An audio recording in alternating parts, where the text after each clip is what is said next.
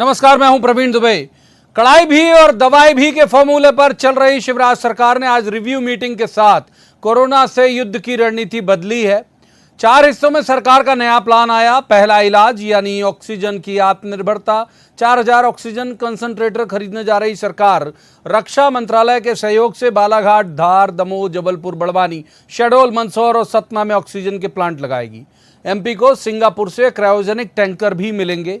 केंद्रीय गृह मंत्री अमित शाह ने सीएम शिवराज को आज ये भरोसा दिलाया है, ये बात बताई गई। इसके साथ ही सरकार अस्पतालों में ऑक्सीजन का ऑडिट भी कराएगी। दूसरा मोर्चा, संक्रमण की चेन कैसे टूटे, तो एमपी में अब 7 मई तक का बढ़ा दिया गया है कोरोना कर्फ्यू। कोरोना रिव्यू के लिए ABCD 4 ग्रुप में पूरे जिलों को बांट दिया गया। तीसरा मोर्चा, इस आपदा में आम आदमी तक कैसे पहुंचे राहत, तो कोरोना से जिनका निधन हुआ उन सरकारी कर्मचारियों के परिजनों की मदद करेगी सरकार। एग्रीकल्चर मिनिस्ट्री जिनके पास है कमल पटेल, वो 25 लाख रुपए कह रहे हैं कि अगर मान लीजिए डेथ होगी तो दिया जाएगा मंडी के कर्मचारियों को। स्ट्रीट वेंडर्स को भी आर्थिक सहायता की तैयारी की बात कही जा रही है। चौथा और इस वक्त का सबसे जरूरी मोर्चा है वैक्सीनेशन यानी टीका। 1 मई से शुरू होने जा रही 18 वर्ष के ऊपर की वैक्सीनेशन ड्राइव के लिए सरकार 180 करोड़ रुपए खर्च करके 45 लाख डोज खरीद चुकी है। और वैक्सीन के लिए जनता को जागरूक करने का जो सबसे चुनौतीपूर्ण काम है उसे संगठन ने अपने जिम्मे कर लिया। बीजेपी संगठन ने संभाली है इसकी कमान। प्रदेश बीजेपी अध्यक्ष VD शर्मा ने सेवा ही संगठन कार्यक्रम के साथ जागरूकता रथ का जो रूट प्लान किया है वो प्रदेश के गांव-गांव तक लोगों में ये भरोसा जगाएगा कि कोरोना से बचाव का कारगर हथियार केवल वैक्सीन ही है। प्रदेश बीजेपी ने सेवा ही संगठन का जो कार्यक्रम शुरू किया है उसमें पार्टी की तरफ से जारी किए गए हैं व्हाट्सएप के नंबर, और ये क्लेम किया जा रहा है कि अगर आपको मुश्किल है तो इन नंबर पर कॉल करिए, आपकी तत्काल मदद की जाएगी। इस कार्यक्रम में हर जिले की मॉनिटरिंग बीजेपी के प्रदेश अध्यक्ष VD शर्मा और संगठन महामंत्री सुहास भगत खुद कर रहे हैं। तो इसमें दो राय नहीं कि कर्फ्यू की कड़ाई से लेकर वैक्सीन की दवाई तक तैयारी में अभी तक ऐसी कोई कसर दिख तो नहीं रही, लेकिन फिर भी सब कुछ काबू में नहीं है। रोज आपको आपके किसी परिजन, आपके किसी दोस्त, आपके किसी परिचित के असमय चले जाने की खबरें जरूर आ रही होंगी और लगातार वो आती जा रही। और एक जो बड़ी चुनौती है वो ये है कि वैक्सीन को लेकर पढ़े लिखे तबके में तक डर है। अब भी कोरोना की वजह से बढ़ा हुआ मृत्यु दर का आंकड़ा ये बताता है कि लोग डर रहे हैं। तो क्या ऐसे में ये रणनीति कुछ बेहतर नतीजे दे पाएगी, जिस तरह की आज जिन रणनीतियों को मैंने यहां पर उच्चारित किया, जो सरकार क्लेम कर रही कि ये कर लिया गया है। तो एक खास पैनल हमारे साथ मौजूद होगा, उससे हम कहेंगे कि जवाब तो देना होगा, लेकिन पहले आपको दिखाते हैं एक रिपोर्ट, देखिए।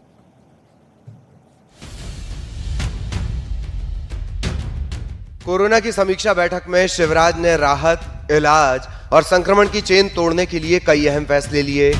15% से ज्यादा संक्रमण वाले जिलों में लॉकडाउन बढ़ाने पर फैसला। इनमें होशंगाबाद, नीमच जैसे छोटे जिलों में लॉकडाउन बढ़ाया।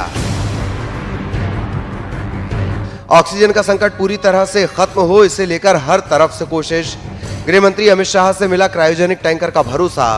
कोरोना संक्रमण की वजह से जिन सरकारी कर्मचारियों का निधन हुआ उनके परिवारों को मदद, और स्ट्रीट वेंडर्स को इस संकट में सहायता राशि। रेल मार्ग से ऑक्सीजन आ गई, वो भोपाल भी है, वो सागर भी है, और जब आती है ट्रेन तो हवाई जहाज के मार्ग से भी और सड़क मार्ग से भी लगातार आ रही है। और मुख्यमंत्री जी लगातार प्रधानमंत्री जी से, मुख्यमंत्री जी लगातार केंद्रीय गृह मंत्री अमित शाह जी से, मुख्यमंत्री लगातार केंद्रीय रक्षा मंत्री राजनाथ सिंह जी से, मुख्यमंत्री हम लगातार रेल मंत्री आदरणीय पीयूष गोयल जी से, धर्मेंद्र प्रधान जी से लगातार बात कर रहे हैं और इसको पूरी ताकत से लगे। कल आपने देखा होगा, हमने अब हमारे जो फ्रंट लाइन वॉरियर्स हैं, हमारे कांस्टेबल हैं, जवान हैं, 50 लाख रुपया का उस योजना को मुख्यमंत्री जी ने 2 माह के लिए बढ़ाया है। वहां सरकार मोर्चे पर तो यहां संगठन भी तैनात। बड़ी चुनौती सामने वैक्सीनेशन ड्राइव की, तो उसके लिए प्रदेश बीजेपी अध्यक्ष VD शर्मा एक जागरूकता रथ निकालने जा रहे हैं। और कोरोना संकट के समय में पार्टी ने हेल्पलाइन व्हाट्सएप नंबर भी जारी किया है। जो हमारा कोविड सहायता केंद्र है उसमें भारतीय जनता पार्टी ने चैट बोट, ये एक नई तकनीक के माध्यम से लोगों से समस्याओं के जानने का प्रयास भारतीय जनता पार्टी का तंत्र हमारा कर रहा है। इसलिए चैट बोट में मैं सभी लोगों से अनुरोध करना चाहता हूं कि आपकी कोई भी समस्याएं हैं, इन समस्याओं में इस चैट बोट पर, जिसको आज हम जारी कर रहे हैं, आपको सोशल मीडिया के माध्यम से मिलेगा। इस पर आप कोई भी अपनी समस्या चैट करेंगे तो उसके माध्यम से भारतीय जनता पार्टी के हमारे कार्यकर्ता उन समस्याओं का समाधान करने का प्रयास करेंगे। अब ये वीडियो सिर्फ इसलिए देखिए कि कोरोना की लड़ाई में जो इस वक्त का सबसे बड़ा हथियार है टीका, उसे आम आदमी तक पहुंचा पाना भी कितना मुश्किल है। 3-4 जने मर चुके हैं तो जान ले कि हमारा तो वह डराने लगे आदमी अब लगवा रहे। अब तुम्हें का छुट्टी का लगवा रहे, बुखार चढ़िया सो कभी कोरोना होगा, चलो अस्पताल में से होता सर ने हमारा तो मार दिए नहीं माराती है भाई जो तो आप औरों को हमारे बताए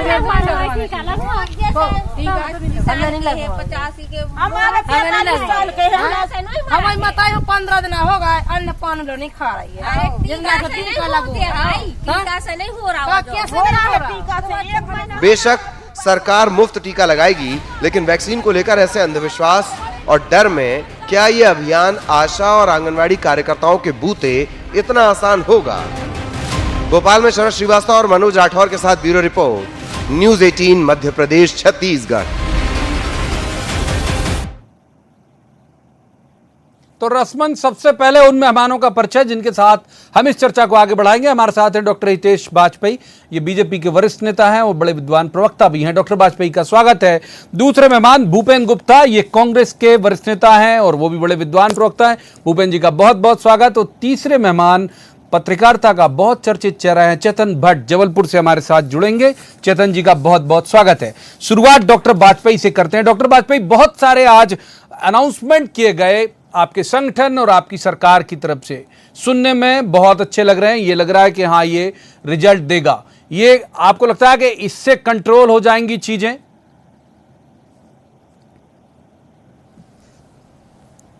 देखिए प्रवीण जी, मुझे लगता है ये तो विज्ञान है और इस मामले में पूरी पैनल एकमत होगी कि इस महामारी से बचाव का यदि एकमात्र साधन जो मास्क के अलावा जो सबसे मजबूत है वो वैक्सीन ही है और इसी का उपयोग करके हम इसको कर सकते हैं। अब ये साबित कहाँ कहाँ हो गया है। जैसे आप इजराइल जैसे देश को ले, हमसे छोटा है, इसमें कोई दो मत नहीं है, लेकिन वहाँ पर जो बूस्टर डोजेस भी हैं वो उन्होंने अपनी 1/3 पॉपुलेशन, लगभग वो 55% से ऊपर लास्ट वीक क्रॉस कर गए थे। और ऐसा करने के बाद उन्होंने अपने यहाँ पर जो जनरल पॉपुलेशन में जो मास्क मैंडेटरी था जो ओपन स्पेसेस में, उसको विड्रॉ कर दिया। तो वो मास्क फ्री कंट्री हो गया, हम ये कह सकते हैं। तो ये उन्होंने अचीव किया स्टेटस, क्योंकि उन्होंने वैक्सीनेशन को अचीव किया। वहीं हम यदि अमेरिका को देखें तो अमेरिका में 1/3 से ज़्यादा पॉपुलेशन उनकी जो है वो आप मान के चलिए कि वैक्सीनेटेड लगभग होने की कगार पर है। तो वो भी बहुत तेज़ी से इस दिशा में बढ़ रहा है और इसलिए मॉर्निंग वॉक पर जो लोग जाते हैं, मैं भी आजकल में ही वहाँ के न्यूज़ जो खबरें आती हैं उनको देख रहा था, वो लोग उसमें खास तौर से युवा जो है वो मास्क फ्री होते जा रहे हैं। तो जो साइंटिफिकली भी देखने में आ रहा है कि जो वैक्सीनेटेड ग्रुप है उसमें बहुत 0.04% या इस प्रकार के लोग ही अफेक्ट हो रहे हैं। मतलब एक रेयर, हम कह सकते हैं, हम फिगर को छोड़ भी दें तो रेयर लोग हैं जो जिनको ये बीमारी पकड़ती है, और पकड़ती भी है यदि, तो उसमें जो गंभीर लक्षण है वो नहीं आते हैं। तो ये तो विज्ञान है साहब। और ये जैसे जैसे हमारा अध्ययन बढ़ता जा रहा है, हाँ, इसमें एक बड़ा ग्रुप जो छूट रहा है वो प्रेग्नेंट लेडीज का है। तो अभी कल परसों ही अमेरिका में CDC जो है उन्होंने प्रेग्नेंट लेडीज को भी 3rd ट्राइमेस्टर में वैक्सीनेशन के लिए अलाउ किया है। तो मुझे लगता है उसको लेकर भी बातचीत हमारे यहाँ पर भी होगी और वो एक बड़ा ग्रुप होता है जिसको लेकर निर्णय लिए जाएंगे और वो भी लाभान्वित होंगे। और रहा सवाल, देखिए प्रवीण जी, बीजेपी का नहीं है, हम तो कर ही रहे हैं हमारे तरीके से। हो सकता है भूपेन जी हमसे नाराज हो जाए, लेकिन वैक्सीन के लिए हम एक हो जाएं। मैं ये बस ये कह रहा था कि वैक्सीन लगाने भूपेन जी, वैक्सीन के लिए एक हो जाइए, वो कह रहे हैं बाकी बातों के लिए नाराज हो जाइए। भूपेन जी, वैक्सीन लगाने के अभियान में एक हो जाइए, बाकी बातों से नाराज रहिए। भूपेन गुप्ता जी, ये तो ढोंग ये ढोंगी लोग हैं, इस तरह से ये जो है बेवकूफी की बात। वैक्सीन के खिलाफ कांग्रेस पार्टी के सब नेता वैक्सीन लगवा रहे हैं, कमलनाथ जी ने वैक्सीन नहीं लगवाया। ये झूठा प्रचार करके जो है अपने आप को बड़ा बड़ा भारी दिखाने की कोशिश जो करती है भारतीय जनता पार्टी, इस पर इनको थोड़ी शर्म आनी चाहिए। आज जो जिस दुनिया की ये बातें कर रहे हैं, बहुत अच्छी बात कर रहे हैं, मैं इससे सहमत हूं कि वैक्सीनेशन होना चाहिए, और ये वैक्सीनेशन होगा तो कैसे होगा। आज जिन देशों की ये बात कर रहे हैं वहां पर जो है हर 2 आदमियों पर 1 आदमी वैक्सीनेट हो चुका है। ब्रिटेन में जो है हर 2 आदमी पर 1 आदमी वैक्सीनेट हो चुका है। अमेरिका में हर 3 आदमी पर 1 आदमी वैक्सीनेट हो चुका है। भारत में जो है एकमात्र देश है जिसने जो है उछाले भर भर के दूसरे देशों को वैक्सीन भेजे, और 25 में 1 आदमी वैक्सीनेट हुआ है भारत में। ये छुपाने के लिए ये सारी बातें करते हैं। कौन जो है वर्ल्ड इकोनॉमिक फोरम पे कह रहा था कि हम जीत चुके हैं कोरोना से, हम पूरी दुनिया हमारी तरफ देख रही है और अब हम दुनिया को मदद करने के लिए सामने आएंगे। ये जो झूठे वो दम्भी दावे हैं, और अभी भी वही दम्भ की बातें, अभी भी वही कहानी है कि सामने वाले को आप रॉन्ग बॉक्स में खड़ा कर दो, फिर कहो कि साहब हो सकता है भूपेंद्र जी हमसे नाराज हो, क्या आप तो कर ही रहे हो उसमें काड़ी, और ये इसके कारण ये सारी चीजें बिगड़ रही हैं। ये जो बड़े बड़े गोले छोड़ते हो आप लोग झूठ के, और उन पर कभी सोचते हो? आप तो जो है सितंबर 2020 में 19 जिलों में ऑक्सीजन की फैक्ट्रियां लगा चुके थे। कहाँ है वो फैक्ट्रियां, बताइए जरा। उसकी बात नहीं करते कि आपने जो धोखा किया जनता के साथ, जो है इंफ्रास्ट्रक्चर की जो हमारी रिक्वायरमेंट थी, अप्रैल 2020 में आपको जो है आपकी सरकार को मोदी जी को सजेस्ट किया था, नीति आयोग में पहली बैठक हुई थी, वहां पर जो है अप्रैल 2020 में ऑक्सीजन के लिए क्या कर रहे थे आप बताएं जरा। 1 साल गुजार दिया, तीसरे मेहमान की उपस्थिति महसूस कर लेते हैं। बहुत वक्त दिया दोनों को, पहले सवाल में दोनों को बहुत वक्त दिया।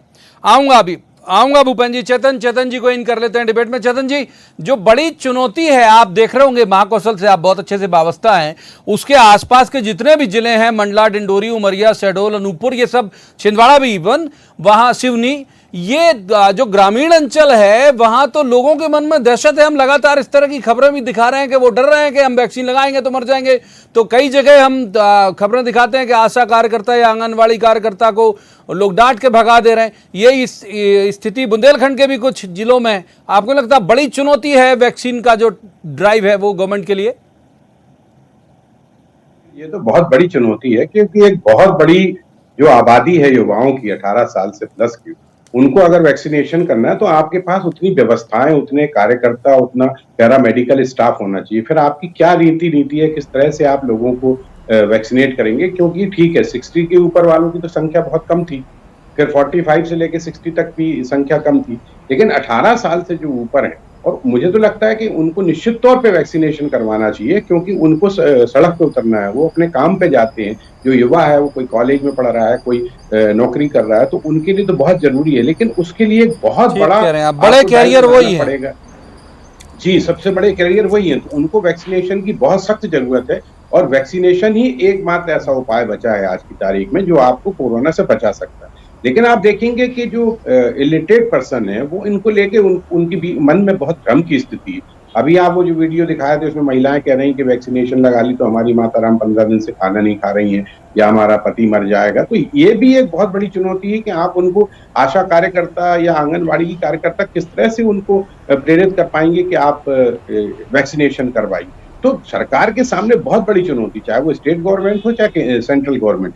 दूसरी चीज जो है वो है वैक्सीनेशन की कमी। अभी 2-3 राज्यों ने इस बात पे अपने बात उठाई है कि साहब वैक्सीनेशन ही नहीं, हमें वैक्सीन अवेलेबल नहीं हो पा रही तो हम वैक्सीनेशन कैसे कर पाएंगे।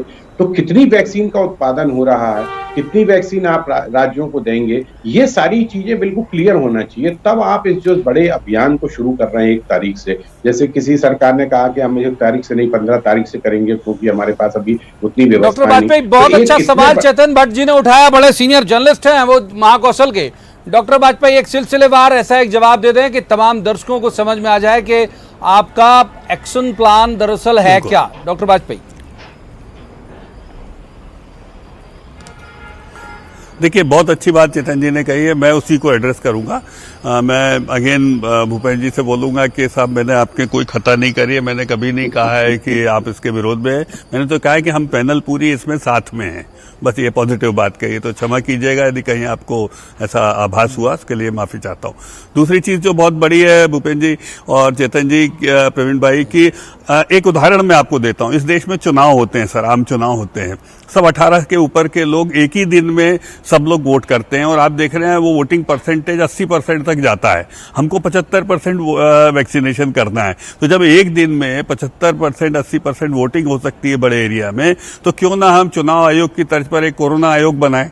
वो कोरोना आयोग का काम ही एक रहे, क्योंकि साहब मैंने भी एज ए डॉक्टर और एज सरकारी डॉक्टरी में और पेशे में इस बात को देखा है कि वैक्सीनेशन एक बहुत बड़ी ड्राइव होती है। हम पल्स पोलियो को चलाते हैं, सबको देते हैं, तो जो ड्राइव होती है, पहला राउंड, दूसरा राउंड, तीसरा राउंड, तब जाके हमको कवरेज मिलता है। तो चेतन जी ने जो बात कही, बिल्कुल पुख्ता बात कही है। तो मैं इसको इस रूप में देखता हूं कि इसको क्यों ना एक कोरोना आयोग बना दिया जाए। वो स्कोर का एक ही काम है, प्रिवेंशन पे काम करना, ट्रीटमेंट पे काम करना और पोस्ट कोविड सिचुएशन पर भी काम करना। ये अभी हमको इसकी भी तैयारी करनी है। तो इस प्रकार की व्यवस्था करते हुए एग्जैक्टली नहीं, अपन लोग अब देखिए, ये तो विमर्श और विस्तार का क्रम है प्रवीण जी, और आप इतने मूर्धन्य होते हैं, बड़े पत्रकार है साहब, आपके सामने विषय रखेंगे तो हमें मालूम है सबकी सुनवाई होगी। तो इस प्रकार, क्योंकि ये बहुत बड़ी ड्राइव है। फिर मैं बोल रहा हूँ, चेतन जी ने जो बात कही उसको समझना होगा। इसमें वैक्सीन प्रोक्योरमेंट से लेके 75% बूस्टर डोज तक लग जाना, इसमें साल भर लगेगा आपको। और साल भर लगना कोई बहुत बड़ा बात नहीं, तो साल भर, साल, 2 साल, 3 साल के लिए, क्योंकि फिर इसी बीच कोरोना की वेव्स आती रहेंगी, तो उसका भी प्रबंधन करना होगा। तो क्यों ना हम इसके लिए एक अच्छा मजबूत अलग से एक सेल बनाए, जिसका 24 घंटे एक ही काम है। जिस प्रकार चुनाव कराता है, कोरोना आयोग बना देना चाहिए। डॉक्टर वाजपेयी का एक सुझाव है कि अगर मैनुअल तरीके से भी करिए, मुहिम के तौर पर चलाना है तो इस प्रकार का कोई प्रकल्प।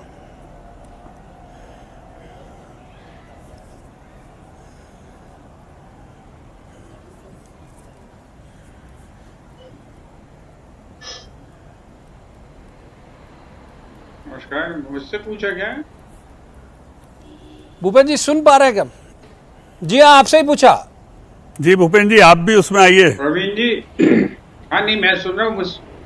क्या जी, देखिए, ये जो परिस्थितियां हैं, इन परिस्थितियों मैंने ये पूछा भूपेंद्र जी कि ये कह रहे हैं कोरोना आयोग बना देना चाहिए, सहमत हैं आप? की पॉपुलेशन घटा दें नहीं, कुछ भी बना दें, उससे क्या, पहली चीज जो है कि हमें चाहिए क्या है काम करने के लिए, उसकी तो चर्चा अपन कर लें। 100 करोड़ लोगों को अगर वैक्सीनेट करना है, और 100 करोड़ लोगों को, जैसे डॉक्टर साहब ने कहा कि 1 साल में वैक्सीनेट करना है, तो 365 से डिवाइड कर दीजिए। कम से कम हमारे को जो है 50 लाख जो है वर्कर चाहिए जो इंजेक्शन लगाते हो। क्या इतना इंफ्रास्ट्रक्चर है भारत सरकार के पास? ये जो कहानियां उड़ चल रही हैं, इसीलिए तो चल रही हैं कि आप जो अभी 13 करोड़ लोगों को वैक्सीनेट या कर चुके हैं, दावा कर रही है सरकार। और इस दावे के बाद जो अभी ये लहर आई है, वो हम देख रहे हैं। इसीलिए मैं कह रहा हूँ एक आयोग बना के उसको एड्रेस करें। वैक्सीनेट कर चुकी इनकी सरकार, इनका ये दावा है। और सुन तो लीजिए, मेरी बात तो सुन ले, पूरी करने दें दादा मुझे। क्या अपने पास 50 लाख हेल्थ वर्कर्स हैं? एक आदमी, एक नर्स को एक इंजेक्शन लगाने में कम से कम क्या करें, 5 मिनट का भी समय मांगे, ये बताइए। और वो अगर 6 घंटे काम करती है, 8 घंटे काम करती है, सुन तो लीजिए आप यार, 50 आदमी से 100 आदमी से ज्यादा को वैक्सीनेट नहीं कर सकती वो। और आपके पास कुछ नहीं है, ये सब जो है ये ख्याली बातें और कागजी बातें मत करिए। अपन व्यवहारिक बातें करें कि ये जो इंफ्रास्ट्रक्चर मध्य प्रदेश कितने दिन में कर लेगा वैक्सीनेट? बताइए। आप 75 लाख का दावा कर रहे हैं, बताइए ना सर। 5 करोड़ लोग हैं आपको वैक्सीनेट करना है, कितने दिन में कर लेंगे? सर आप मजाक मत उड़ाइए, व्यंग्य मत करिए, आप उपाय बताइए। गोलीबाजी करने से क्या फायदा कि ये बना दो, वो बना दो, ये बना दो, वो बना दो, इससे कुछ नहीं होने वाला। हाँ, मैं बताइए, यही तो बता रहा हूँ मैं। सर आप बोले मत छोड़िए, आप बताइए महाराज। और ये इंफ्रास्ट्रक्चर की बताइए, आपके पास क्या प्लानिंग हो, क्या रोड मैप है, इसमें क्या मदद करेगी? बताइए ना आप। आपने डॉक्टर साहब एक सुझाव सुन लीजिए, आपने एक सुझाव दिया अपनी सरकार को कि हनुमान और सुलेमान एक साथ नहीं रह सकते। आपकी सरकार ने सुना क्या आपका बयान? आपने जितने अच्छे सुझाव दिए, आपकी सरकार क्या सुन रही है उसको? सर, हम तो आपकी तारीफ करते हैं आप हाथ कि आप से दिलेरी से कम आरोप सच्ची बात कर रहे हो। प्रत्यारोप आपकी इसी में सरकार तीसरे सही है मेहमान को क्या? ले लेते हैं, आपकी अब कोई तीसरे मेहमान को ले लेते हैं, तीसरे मेहमान को ले लेते हैं। मैं माफ कीजिए, दोनों को रोकूंगा, दोनों को। भूपेन जी, मैं आऊंगा। ये बहस में तब्दील हो जाएगा। ये ठीक जा रही थी डिबेट, आज बड़ी सार्थक विमर्श की शक्ल में जा रही थी। माफ कीजिए, चेतन जी का रुख कर देते। चेतन जी, क्लेम कर रही गवर्नमेंट आज के 540 मीट्रिक टन ऑक्सीजन आया, कहां से आया, कितना आया, ये डिटेल आपको पता ही होगा, और आप कहेंगे तो सुना भी दूंगा। और जो डिमांड है वो है 471 मीट्रिक टन की, तो हम तो सरप्लस हो गए इस तरह से। तो उम्मीद करते हो आप, या फिर आप इस बात को लेकर के अब ये कंप्लेंट नहीं आएगी? आप तो जबलपुर और उसके आसपास का शहर का ही बता दीजिए कि अब ऑक्सीजन को लेकर 93 टन गायब हो गई। नहीं, देखिए प्रवीण जी, ऑक्सीजन की कमी तो है, निश्चित तौर पे है जी। पूछ लेते हैं उसी पे। किसी बड़े शहर में या छोटे शहर के अस्पतालों में जाइए तो वो अस्पताल वाले स्पष्ट तौर पे कह देते हैं कि साहब हमारे पास ऑक्सीजन वाले बेड नहीं। अब ऑक्सीजन का जो उत्पादन शुरू हुआ है, और जैसा कि आप आंकड़े बता रहे हैं कि हमारी जो मांग है उससे ज्यादा हो गया है, तो मुझे लगता है कि इसमें कहीं ना कहीं सच्चाई होगी। अगर सरकार गवर्नमेंट बता रही, मेरे आंकड़े नहीं, गवर्नमेंट के आंकड़े आज के। वही, हाँ, गवर्नमेंट के आंकड़े, तो हो सकता है कि उसमें सच्चाई हो, क्योंकि काफी लंबे समय से इसको लेके कवायद चल रही है कि ऑक्सीजन किस तरह से लोगों तक पहुंचाई जाए, क्योंकि ऑक्सीजन एक सबसे बड़ा सहारा है आज की तारीख में कोविड से लड़ने के लिए। तो हो सकता है कि इतना उत्पादन शुरू हो गया, लेकिन उसका डिस्ट्रीब्यूशन किस तरह से होगा और छोटे शहरों में, छोटे अस्पतालों में पहुंच पाएंगी कि नहीं पहुंच पाएंगी, ये भी एक बड़ा सवाल। दरअसल दिक्कत क्या हो रही है कि इस समय जो आपका मेडिकल स्टाफ है और पैरामेडिकल स्टाफ, वो दो मोर्चों पर जूझ रहा है। क्योंकि कोरोना का संक्रमण बहुत तेजी से बढ़ा है, तो अधिकतर जो पैरामेडिकल स्टाफ है या डॉक्टर्स हैं या हेल्थ वर्कर हैं, वो सब उनको कोरोना की लड़ाई में लगे हुए हैं। ऐसे में वैक्सीनेशन के लिए भी आपको एक अलग से आदमी चाहिए। दूसरी बात जो आदरणीय वाजपेयी जी ने कही कि अगर इतने लोग एक बार वोट दे सकते हैं, तो वोट देना और वैक्सीनेशन करने में बड़ा फर्क है। वोट तो आदमी जाके बटन दबा देता है और वहां जो कर्मचारी है वो उसमें पढ़ लेता है किसने किसको वोट दिया या उसको समझा दिया जाता है। लेकिन वैक्सीनेशन में तो आपको एक स्पेशल जो जानता है वैक्सीनेट करना, उसकी जरूरत होती है। तो ऐसी स्थिति में अपने पास अगर एक आदमी के लिए औसतन 1 घंटे तो जरूरी है। ठीक कह रहे हैं, जरूरी। डॉक्टर वाजपेयी, जो चेतन जी जिस बात का इशारा कर रहे थे उसे मैं और विस्तार दे देता हूं। वो कह रहे थे कि कैसे कैसे वितरण हुआ, ये महत्वपूर्ण है। तो जो लिस्ट है वो आई है कि भाई 6 टैंकर भोपाल, 3 इंदौर, रीवा, उज्जैन, सतना, छतरपुर, खंडवा, शिवपुरी, इन सब जिलों के नाम है। बहुत सारे जिले हैं नहीं उसमें छिंदवाड़ा भी है हालांकि नाम में, लेकिन डिंडोरी नहीं है, मंडला नहीं है, उमरिया नहीं है, दमोह नहीं है। तो यहाँ क्या ऑक्सीजन सरप्लस है? ये नंबर 1। और नंबर 2 कि अब क्या वाकई आज से हम ऑक्सीजन सरप्लस स्टेट हैं? देखिए प्रवीण जी, पहली चीज तो वैक्सीनेशन का बता दूं। जैसे मैं 100 लोगों को दिन भर में कर सकता हूं वैक्सीनेशन, तो मेरे जैसे 2000 लोगों को आइडेंटिफाई करके आप वहां पर वैक्सीन की उपलब्धता करा देंगे और रिकॉर्ड रख के इस काम को कर सकते हैं। तो जैसे चेतन जी बोल रहे हैं ना, इस प्रकार के मल्टीपल बूथ और मल्टीपल लोकेशन बना के हम पॉपुलेशन को एक्सेस कर सकते हैं, किया जा सकता है। मतलब उसकी निटी-ग्रिटीज यहां पर डिस्कस नहीं करें, लेकिन हाँ, यदि हम डिटरमिन्ड है तो उसको कर सकते हैं टेक्निकली। मैं बस आपको आश्वस्त करना चाहता हूं। दूसरी बात जो आपने ऑक्सीजन को लेकर कही है, मैंने आपको पिछली बार भी कहा था, हम लोग पिछले हफ्ते जब खत्म हो रहा था तब बैठे थे कि हमें 72 घंटे दीजिए, और आपने देखा 72 घंटे के अंदर न केवल रेल से, वायु मार्ग से, हर प्रकार का उपयोग करते हुए बहुत तेजी से मूवमेंट सिलेंडर्स का हुआ, ट्रक्स का हुआ। उससे हमने जो हमारी SOS रिक्वायरमेंट थी उसको लगभग हमने अचीव कर दिया है। वहीं तीसरा जो एक बहुत इंपॉर्टेंट काम था, बहुत सारे प्लांट्स जो है छोटे बड़े, मतलब एक 50 लीटर 25 लीटर से लगाकर 200 लीटर तक के जो प्लांट्स होते हैं छोटे, जो ऑक्सीजन PSA प्लांट कहलाते हैं, वो प्लांट्स इंस्टॉल हो गए हैं। और इस वीक में मेरा मानना है विदिन 7 to 8 डेज लगभग 90 प्लांट्स प्रदेश में छोटे बड़े काम करने लग जाएंगे, जिनकी कैपेसिटी 200-400 सिलेंडर पर डे। छोटा रिमार्क जल्दी से, भूपेन जी का हाथ बहुत तेजी से हाथ से फिसल रहा है रेत की तरह। भूपेन जी, क्लोजिंग रिमार्क। तो ये बहुत ये सरप्लस है, अब स्टेट ये क्लेम है कर लेंगे।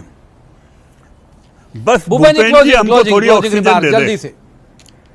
देखिए, इनका क्लेम है कि सरप्लस स्टेट, जिनका सरप्लस स्टेट है, तो जो सरप्लस ऑक्सीजन है वो तो चोरी हो गई। ये बताएं, 93 टन ऑक्सीजन गायब है। कल ये मुख्यमंत्री जी की जो बैठक में, रिव्यू बैठक में आया है मामला सामने। इसकी जिम्मेवारी कोई लेगा इनकी सरकार में?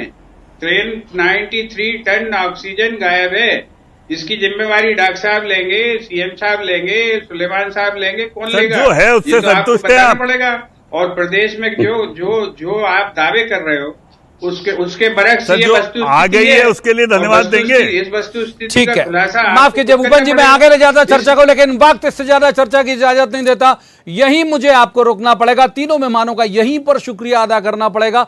एक बात हमेशा की तरह जो मैं रोज कह रहा हूं, वो फिर अपील करूंगा लोगों से कि कोविड का जो प्रोटोकॉल है उसका पालन करिए, मास्क लगा के रखिए, सोशल डिस्टेंसिंग मेंटेन करिए, अनावश्यक भीड़ में जाने से बचिए। और ये बात बिल्कुल सही है कि जान आपकी बचाएगी तो वैक्सीन ही बचाएगी।